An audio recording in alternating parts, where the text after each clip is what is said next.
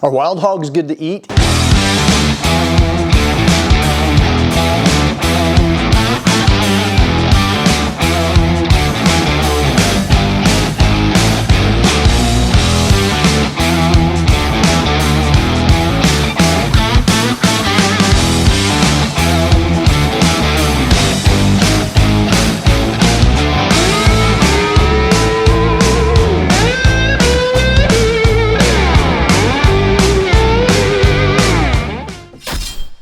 All right, so the one that we're going to do today is pretty fun and also easy to do.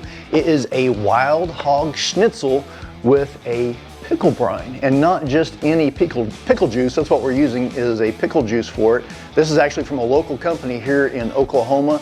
It's got some sweet and some spice to it, so we're going to try it and just see what happens. I figure it's got to be pretty good.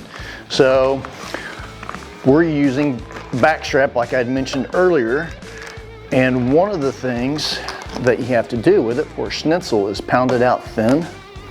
And to be completely honest, I've actually tried this one once before and I kind of failed on it. You're supposed to pound this down to about 1/4 inch thick, and I didn't. It was still probably 3/4 of an inch, and it was just too thick for a real schnitzel. So we're going to do this one again and hopefully try to do it right. So we got our back strap here. You can tell this was a younger, smaller hog. We're going to clean all this silver skin off, get everything cleaned off, get the sinew off of there, and then we'll cover it and pound it down to about 1/4 inch. And you see it saved pretty much all the meat off there, but I got that silver skin off. So one of our last hunts down here with Guitar Outdoors, we were out in a wheat field with our friend Jay and with our director of training for our long range school, Steve Arian. So I had my new Marlin in 45-70 lever action, and Steve was shooting an AR. I think he was shooting a Grendel, and anyway, we got some good action on it. We'll show that to you guys here in just a few minutes.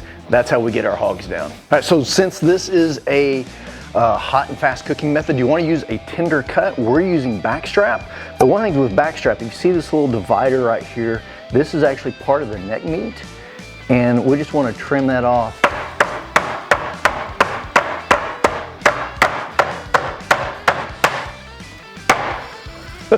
So this is my meat mallet. Because I don't have one, it tells you my rookie status, that I don't have a meat mallet yet. So I will get one, but for now, I just gotta use what Deborah uses on me whenever I get in trouble. So what I'm doing with this one, I've got it covered with some cling wrap just so I don't get pork all over the bottom of my pan. And I am pounding this down to and get about 1/4 inch thick because it cooks fast, and if it's too thick, like I did the first time, it doesn't get cooked in the middle and you've got raw pork. Raw pork is not good. It has to be to about 165 degrees internal temperature or you might get sick. What do you think, Eddie? Is that 1/4 inch? I'd say a little bit more. A little bit more. I want to make a joke so bad, but I think it would be inappropriate. What about beating your meat? He said it, I didn't. So if you're having a bad day, come home and make some schnitzel because you'll feel better. I think we're there.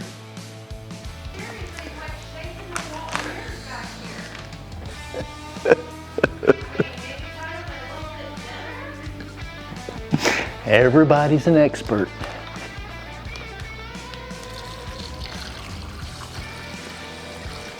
All right, into the refrigerator it goes.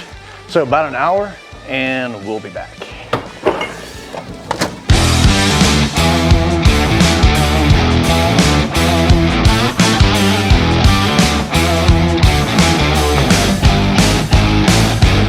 All right, so it has been actually a little over an hour. So what we're gonna do, we're gonna pull these out, we're going to pat them dry, and then they go through the process of all-purpose flour. They just get a dusting, a washing in the egg, and then they get coated with panko. Then they go into the frying pan. So that's the process. We're gonna get that done. I actually forgot a step.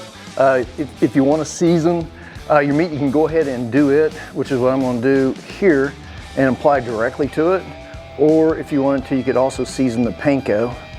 And I don't know if one way is better than the other, but this is the way I'm doing it, so we'll see how it turns out. All right, so one of the things that we get asked all the time as a booking agent is, are wild hogs good to eat? Absolutely they are. It's a misconception that they're not, that they taste nasty. Not true.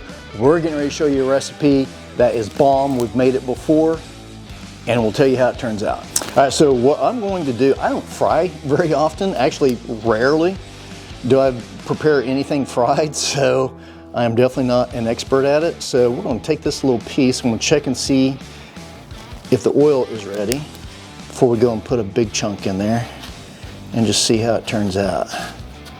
All right, so one thing, I did talk to Chef Wutch, and with frying, there's a little action there.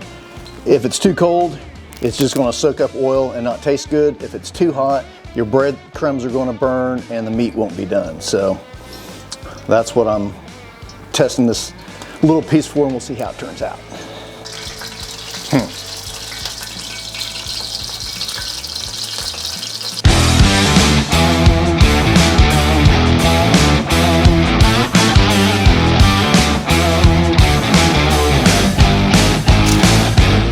All right, so we are going to give this a shot. We got our oil heated up. When you put these in the pan, yeah, it's ready to go. Put it down away from you so you don't splash oil on yourself. And just like with any other cooking method, don't overcrowd your pan. So we're just going to do 3 pieces in here. One of the other questions that we get asked quite a bit is, what about what size of hog? You know, they ask about the big old boars. Obviously those are not ideal. We've eaten them as well. But ideally, we usually try to find anywhere from 80 pounds to 140 pounds. I prefer 120, 140 just because there's more meat there and they still taste great. We do typically look for the sows. Then the other question is about shot placement. We always try to go for the old Abraham Lincoln if we can. That's not always ideal either, but you don't mess up any meat and it's usually a whole lot cleaner too, so.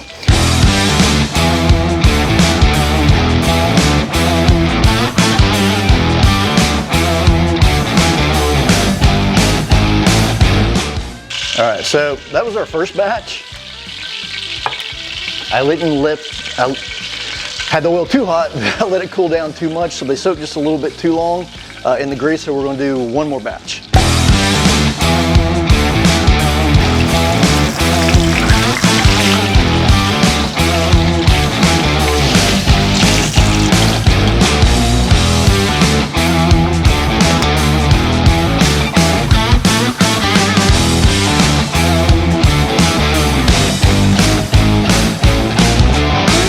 Well, it's always a good idea to have extra. Like I said, I don't fry a whole lot, so here's a lesson learned. I was worried on the first batch that I had my grease or my oil too hot, and so I pulled it off for a little while and I ended up letting it get too cool, which is what happened here. So it soaked up more of the oil and it's not as crunchy, and you can tell by the color it's not as dark. This one I heated it back up and it's got a nice crunch to it and looks better. So you want to make sure that you have your oil hot enough. That's why I did that test, but I waited too long. So the other lesson is have everything prepped, ready to go. When you do your little test piece, have all your others ready to go, because I knew that the oil was at the perfect temperature. So lesson learned, but not all is lost because we still have food to eat. So this is a good thing.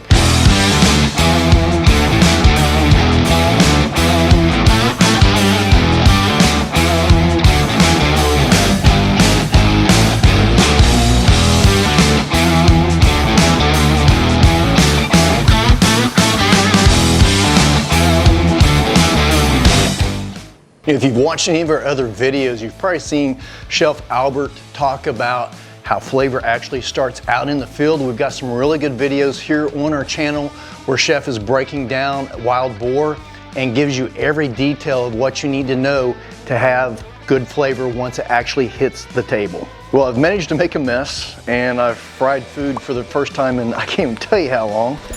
But, oh hey, the other thing that we did, yeah, we added an egg on top. And yeah, I already broke the yolk because we had to do our pictures and B-roll and all that kind of stuff that Eddie says we have to do. I just wanted to eat. So let's see what we've got here.